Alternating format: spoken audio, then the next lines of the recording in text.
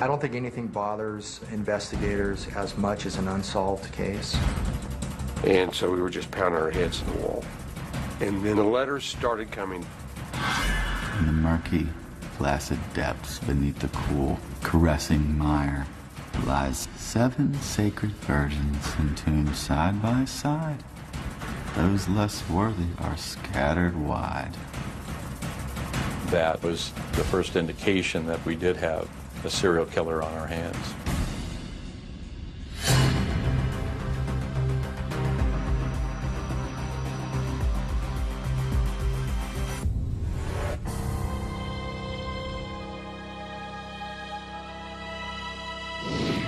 It's right around here, somewhere.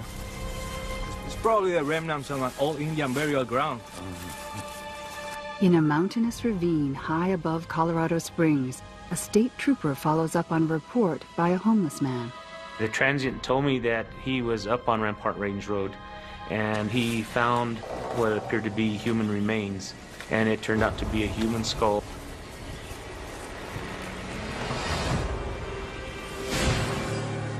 Dental records prove the skull is the remains of 13-year-old Heather Church. We had a good coroner who was able to determine from the skull that she died of blunt force trauma to the head. So we definitely had a homicide case. For 2 long years, investigators from the El Paso County Sheriff's Office could not solve the mystery of what happened to Heather. I don't think anything bothers investigators as much as an unsolved case. An unsolved case can destroy a family. It's the not knowing what happened to their loved one that really destroys people over time. Heather Church was a 13-year-old girl that lived here in the northeast part of El Paso County in the area known as Black Forest. And she disappeared from her home one evening.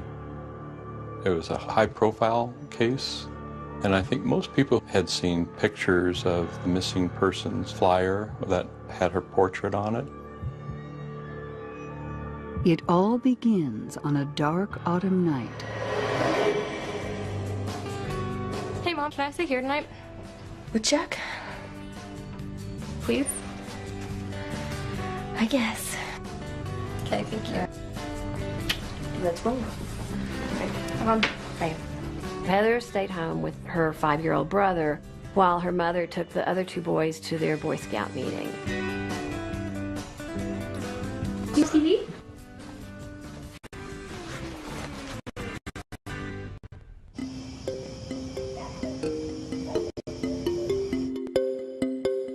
Diane called home about 8 o'clock that evening to talk to Heather and see if everything was okay. Hello? Hey, it's me. Hey. What's going on? We're just watching TV. It's really funny. Okay. So you good? Yes. Okay, we should be home in like 30 minutes. Okay. Love you. Love you too. Bye. Bye.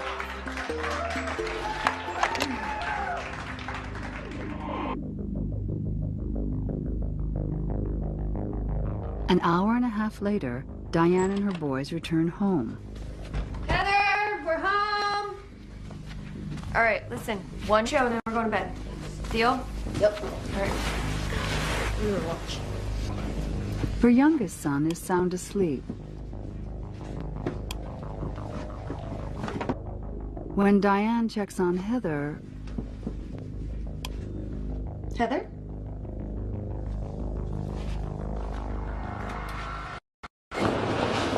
The bed is empty. All right. Find her right now.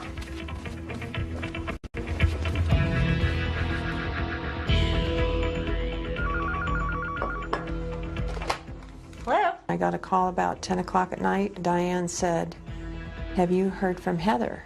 And I said, "No." And she says, "I can't find her."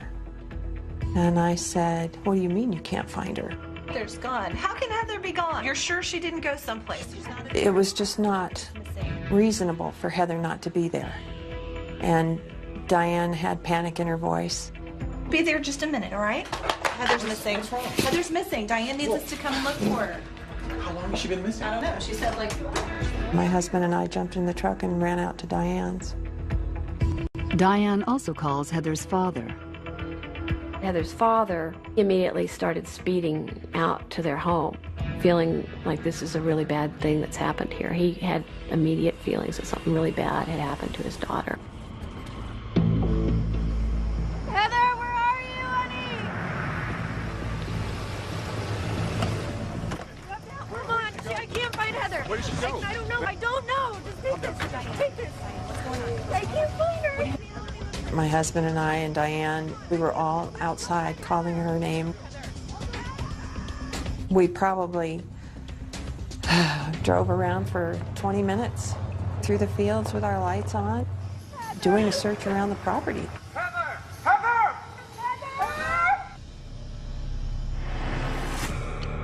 Heather! We had no idea that this was going to turn into be a nightmare. We figured that it would be solved, that Heather would come home safely. Having been a parent, you can't say you know what they're going through, but you can imagine it's worse than anything you could possibly imagine. Diane and Mike Church had 4 children, and Heather Church was their oldest daughter. About a year after they moved to their new house, Diane and Mike separated, and Diane stayed in the house with the 4 children. In the early part of the investigation, there was a lot of speculation that maybe she was a runaway, maybe she was alive someplace. The morning after Heather disappears, the search and rescue teams arrive about dawn, and they fan out across the prairie, and then they also start canvassing the neighborhood.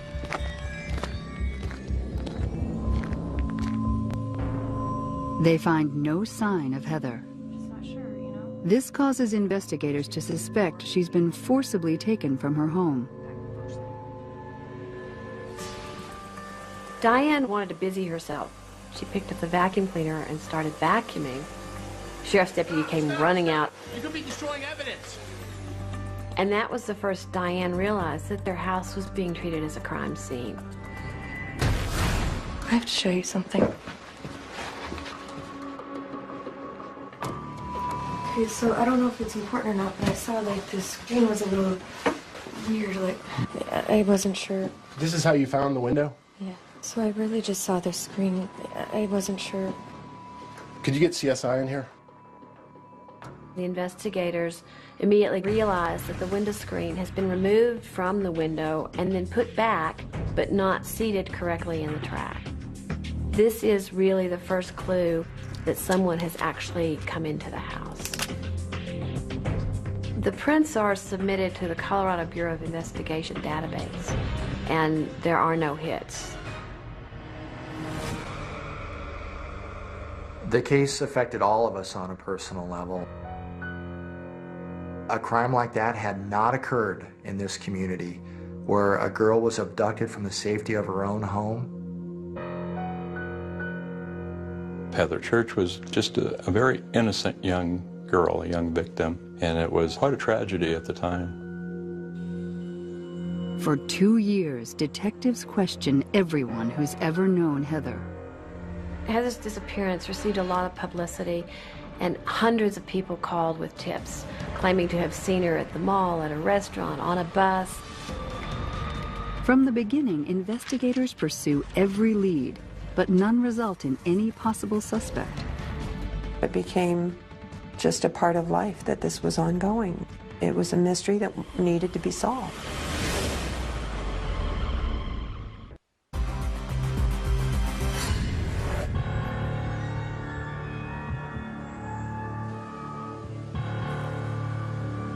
The discovery of Heather Church's skull 2 years after her mysterious disappearance devastates Heather's mother, Diane.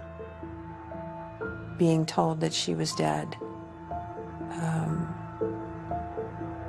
set it in stone in such a way that then it really hurt. She had spent 2 years hoping so hard that she never really wanted to consider that that was how it was going to end. The finding of Heather's skull confirms she met a violent fate, but no new leads surface.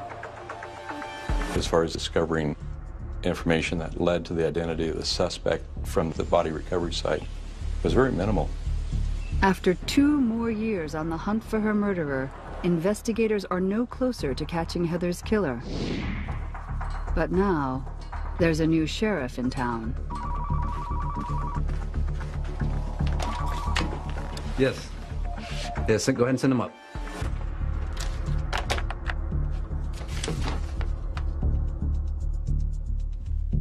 Hey, Lou. Hey, It's good how to you see you been? again. I've been All good. How's right. the family?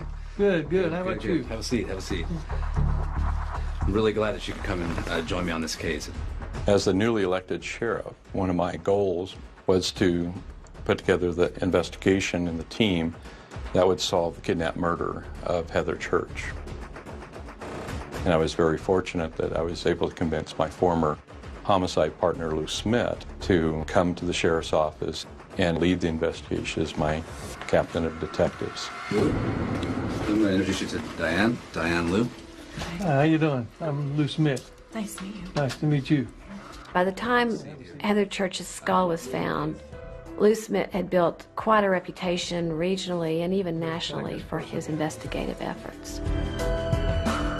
My biggest concern was, is the suspect still in our community?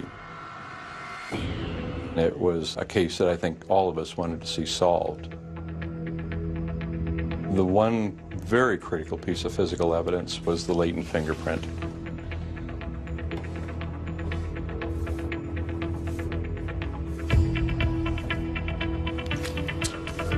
What made that so significant is that it had not yet been identified.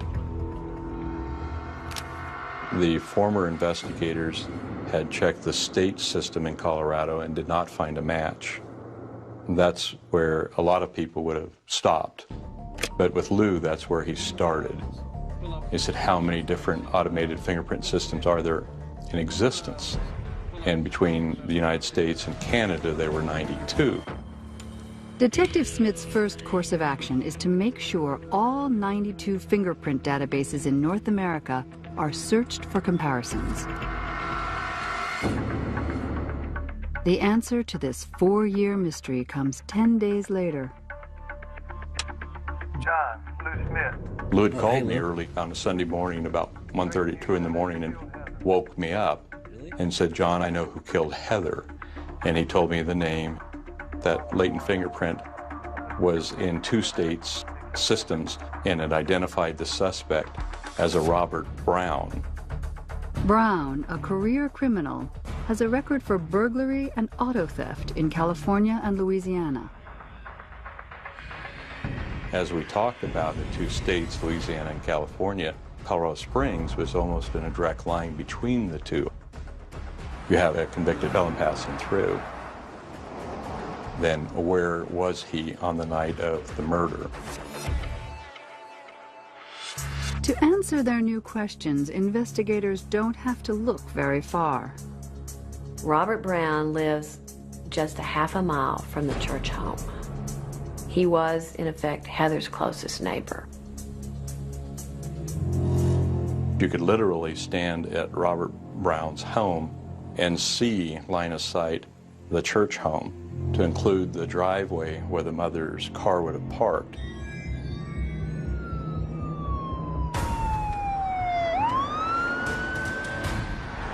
We began to watch the house closely, determine what car he drove, what his patterns were.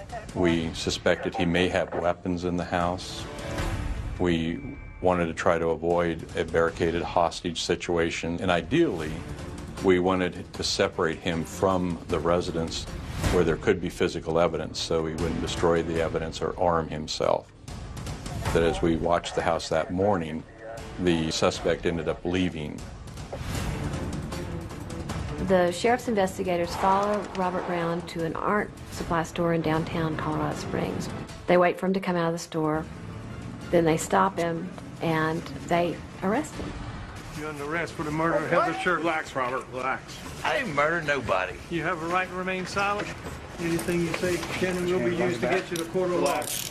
You have the right to have an attorney present during any questioning. To her house down there? No. Never? I don't think so. Not that I recall. I can't think of any reason I would have been there. When Robert Browne lied about being at the church residence, which we thought he would, it was a significant milestone in the investigation. We knew that we'd overcome a hurdle. He had no reason to be there. That was going to be very difficult for him in court to explain why his latent fingerprint was at the scene, let alone at the point of entry. We came with a warrant for your arrest, so we had a reason for that. We have your fingerprints from inside that house. I don't believe you have any fingerprints down there. I mean, it's not possible. You may have somebody that are similar to mine, but you don't have mine. I wish you'd take mine again and compare them. We've compared them several times. We got your fingerprints from the Louisiana State Police. You know, I'm telling you, they are yours.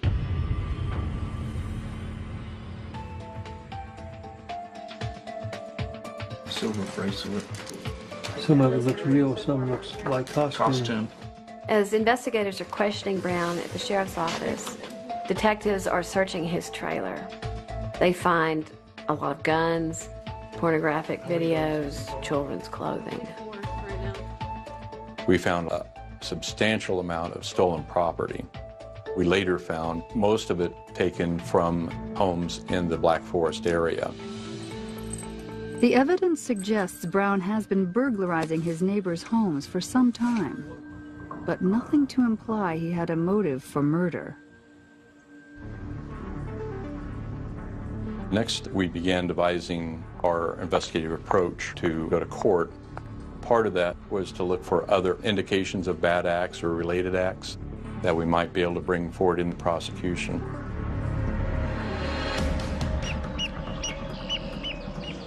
Investigators suspect there is more to Browne than they know. A detective from the El Paso County Sheriff's Office heads to Coshada, Louisiana to dig into his past. Robert Browne was the youngest of 9 children. His father was a deputy sheriff in Coshada, and his brother was a former Louisiana state trooper.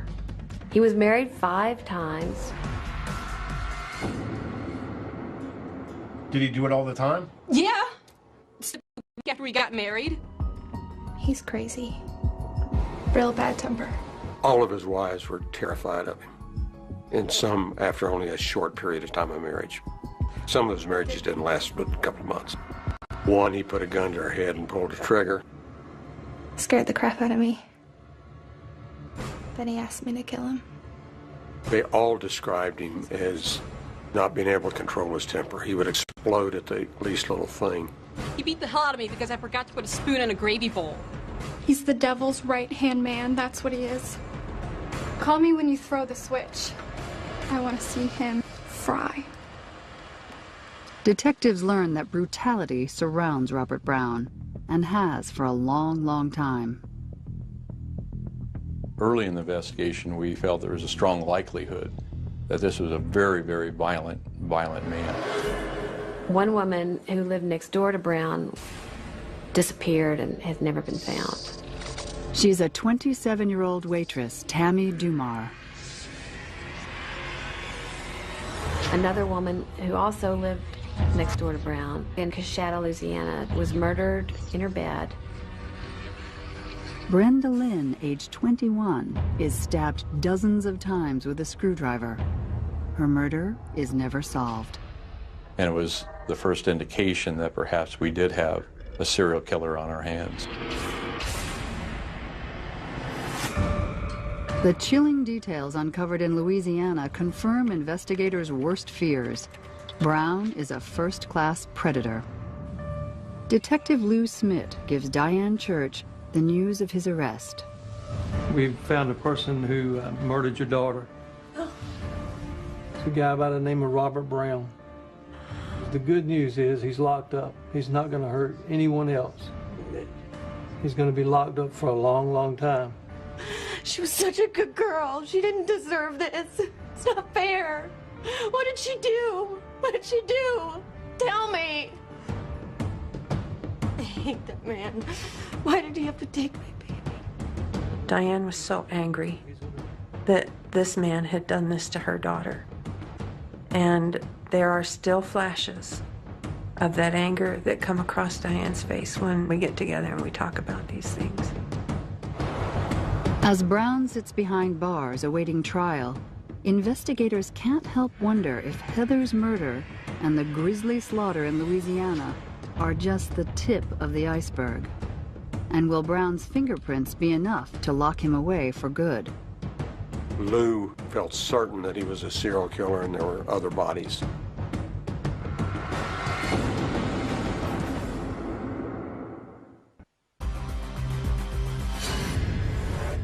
He beat the hell out of me because I forgot to put a spoon in a gravy bowl. That man put a gun to my head, pulled the trigger.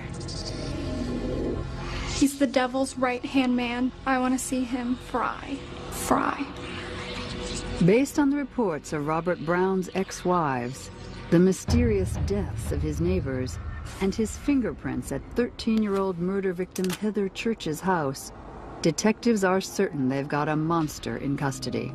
Clearly the most critical piece of physical evidence against Browne was the fingerprint. It clearly helped that he was a twice convicted felon, that he lived in such a close proximity to the victim the night of the murder, and we really felt the case was worthy of a death penalty. Before investigators question Browne about any additional murders he may have committed, they want to secure a conviction in the Heather Church case. The defense attorney came forward with the offer of a plea agreement. You're going to take the death penalty off the table? Yes. That would be too quick. My client will plead guilty to the murder of Heather Dawn Church if you take the death penalty off the table. That agreed? That's right.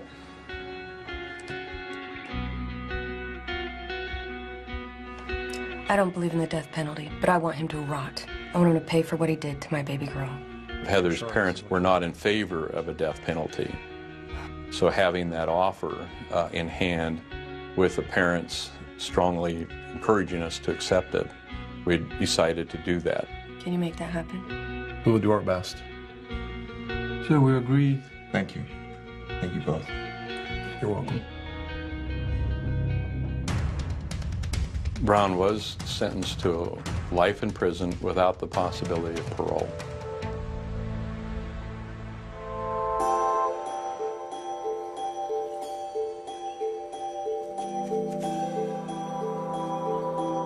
For the family, when something like that happens, that's when the healing can begin. There's a degree of closure. But a terrible tragedy like this never goes away. Heather's remains are laid to rest. But for Sheriff John Anderson, the case is far from resolved. Without the death penalty, Robert Browne could one day walk free. Talked several times about how important it would be to get a second murder conviction on Browne in case there was an appeal and we somehow lost the first case, so that we knew that this violent killer would never get on the street again. The sheriff forms a cold case squad to look more closely into the life and deaths surrounding Robert Browne. The members of John Anderson's cold case squad are Scott Fisher, who is a recently retired newspaper publisher, Lou Smith, who is the recently retired homicide investigator who solved the Heather Church case, and Charlie Hess, who's had several careers, but most notably as an FBI agent and as a CIA agent. Scott asked Lou, have any of the cases that you've worked on, did you think any of them were serial killers? And Lou responded immediately. He said, of course. He said, Robert Charles Browne. The decision to go after Browne is twofold: to bring closure to the families of unsolved murders, and to make sure Robert Browne never walks free again.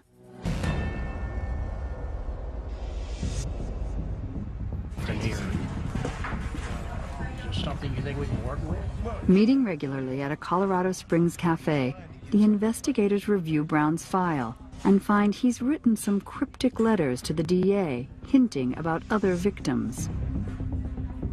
Browne's first letter to the district attorney reads, "To whom it may concern, in the murky, placid depths beneath the cool, caressing mire lies 7 golden opportunities, missed opportunities." And then, of all things, he signs it lovingly, Robert Browne.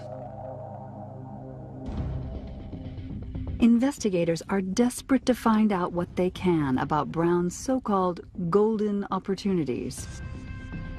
Charlie wrote a letter to Browne, and he responded. I'm not too sure any of us believed he would. 7 sacred virgins entombed side by side. Those less worthy are scattered wide. The score is you 1, the other team 48. He also encloses with this letter a crudely drawn map of several states in which he's written numbers. Although police refuse to release Browne's map, it is known to include numbers that imply a body count of 48 victims across 9 states. Browne's claiming that he had murdered 48 people. That was shocking and way beyond what we had considered a possibility in this case. But of course it intrigued us. If Browne is telling the truth, the cold case investigators believe he could be one of the most prolific serial killers in U.S. history.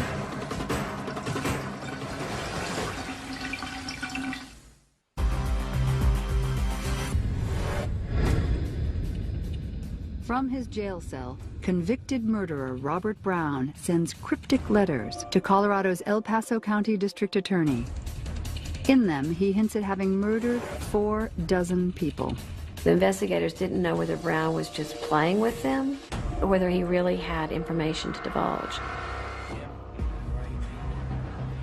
I need to really get inside his head. When the letters started coming from Browne, it was a period of excitement. Browne writes a letter to cold case investigators inviting them on a hypothetical death tour.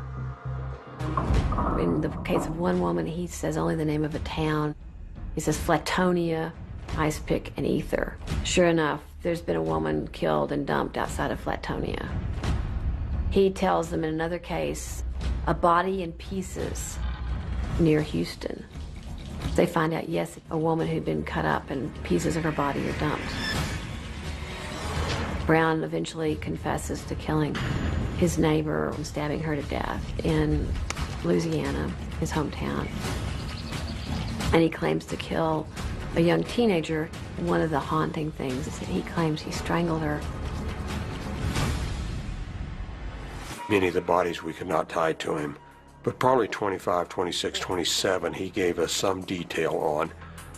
And at least 9 we were sure in our own mind he did do. None of the cases have the physical evidence needed to convict Browne for the crimes. Even though he's locked up for life for Heather Church's murder, the cold case investigators want concrete evidence to tie Browne to another. This way, he will never be freed. Charlie knew how to get into someone's mind, make them relax, and think of them as a long-lost friend. He was exceptional at doing that.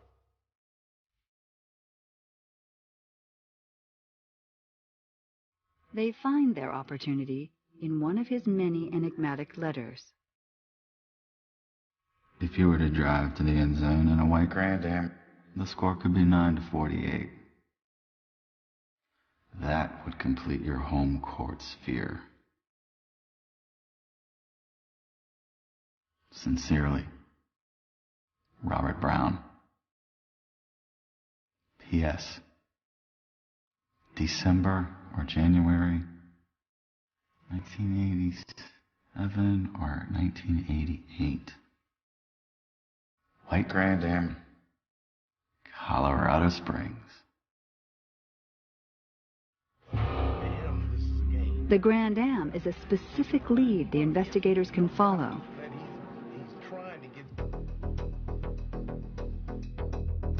It was a Colorado Springs case, and the city could not produce anything from their files. And so we were just pounding our heads in the wall. He nicknamed the one in Colorado Springs the Grand Am Lady. Scott, Lou, and I were discussing, we need to put this together so we can really identify who the lady is, because Robert never discussed names. Solving an unknown cold case in Colorado Springs involving a so-called Grand Am lady proves nearly impossible. After Charlie sent what I call a come to Jesus letter to him, saying put up or shut up, we got a response back that Browne said that young soldier's wife is missing. And he added one thing to the bottom. The sanitation department is very efficient.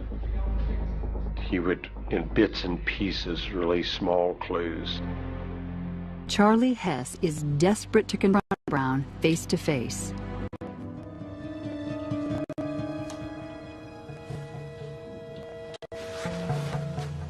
Do you know who I am? I'm the guy you've been writing to all this time. It's nice to meet you. Usually people come in here aren't worth meeting. You know, a lot of people think I'm kind of crazy for coming in to talking to you, but I think you're pretty interesting. I know what you want. Would you mind if I asked you some questions about some of the things you mentioned in your letters? On this visit, Browne does not answer Charlie's questions.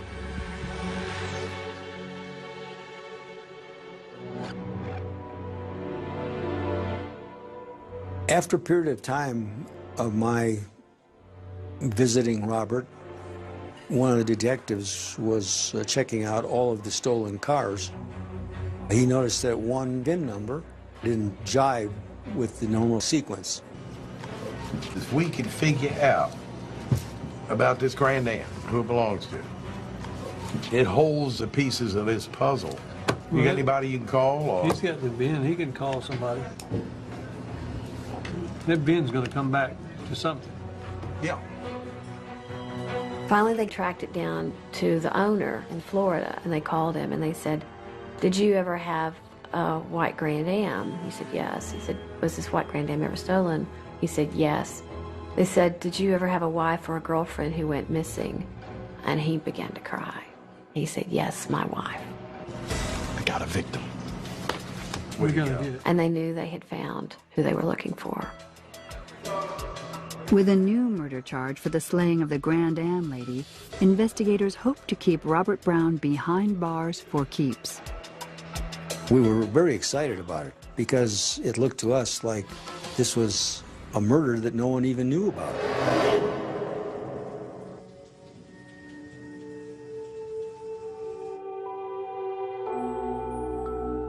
The Grand Am lady was a young mother. She was only 15 years old, a very pretty Latina girl. She was married to a soldier who was stationed at Fort Carson, and he had taken their baby to his parents' home out of state, and they were going to end up getting a divorce. The husband took the child and flew to Miami, never knowing that that would be the last time he would see his wife.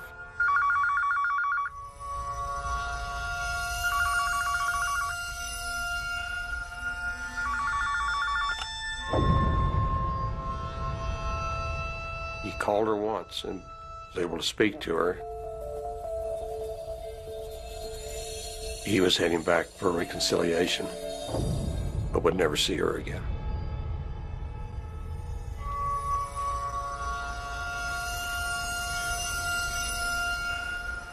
She was supposed to pick him up at the airport and didn't show. When he got back to their apartment,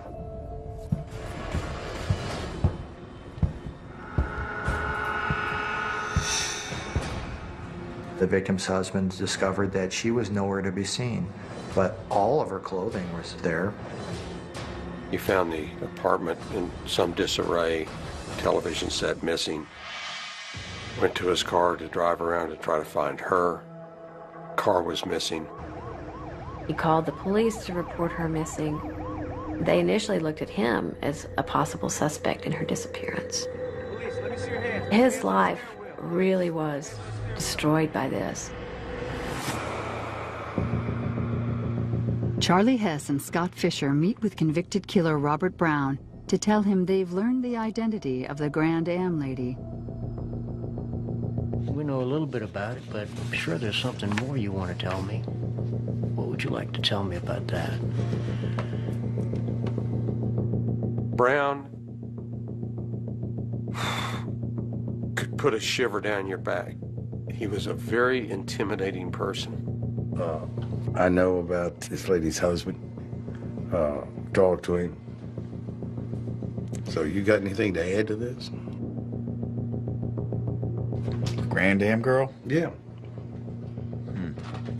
Browne agrees to tell them how he kills her. Talk to her husband, huh? All right. She came by the store flirting with me.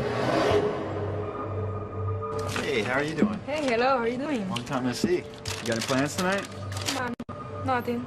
Come on. She told him that she and her husband were going to be divorced, that he had left town, indicated more or less that she was interested in Browne. I'll tell you what, come back in 15, 20 minutes. I'll be wrapped up and we can go have some fun. Yes, cool. She was going to bring the new Grand Am and pick Robert up, and they went to a movie. See you. Great, see you. It's a decision the young lady won't live to regret.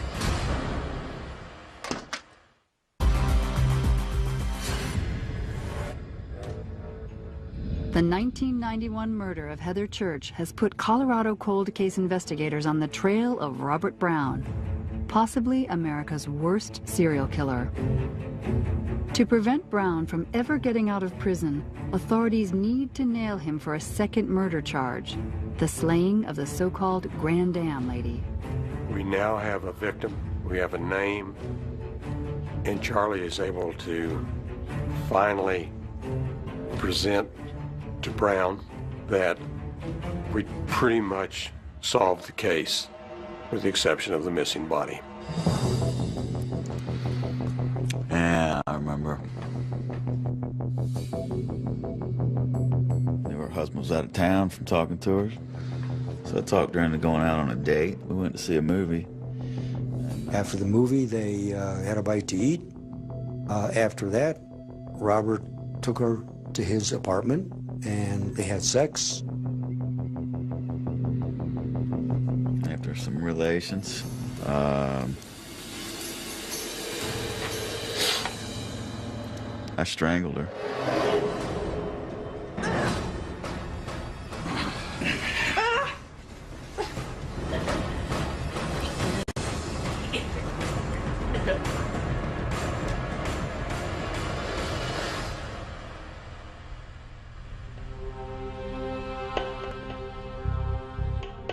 She was in his apartment dead all night that first night, and he went to bed just like it was an ordinary evening. Let's see. Next morning, I dragged her over to the bathtub, cut her up, and put her in some little bags, carried her out to the dumpster, and well, that sanitation department's pretty dependable. He knew that the garbage truck was coming the next day to empty the dumpster. Obviously, she ended up in a dump somewhere. After Robert had killed her, he continued to use that Grand Am for several days himself. I knew when he'd be back, so I drove the car around a couple days. So I parked the car where I knew he'd find it. The husband sees his Grand Am. He goes to the convenience store where Robert Browne is working to use the payphone to call the police to report that he's found his stolen car. It's a Grand Am. It's a white Grand Am.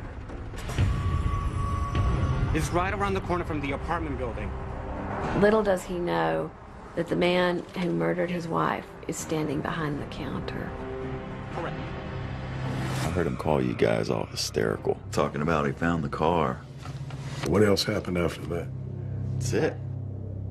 Robert Browne was providing details that only a killer would know.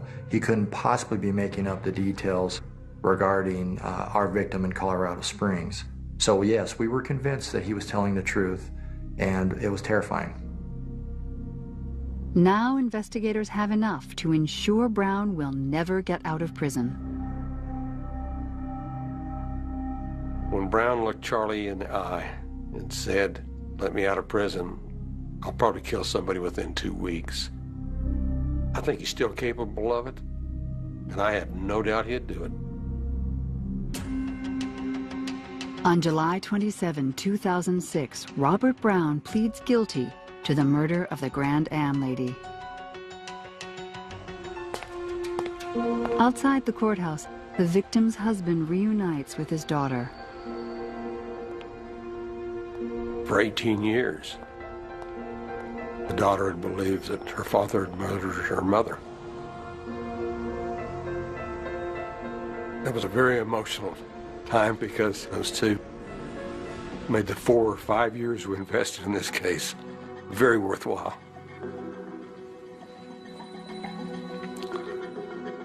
Browne had done so many evils to so many families that I was just glad that Heather's case could be the last and that he wasn't going to be free anymore. Robert Browne never showed any feelings about the murders he had committed. Is there more that you can tell me about it? He provided, ultimately, information about 22 or 23 murders. And that was before we stopped communications. That's all he would give. Many of the murder cases reported by Robert Browne are still open and under investigation. 7 sacred virgins entombed side by side. Those less worthy are scattered wide.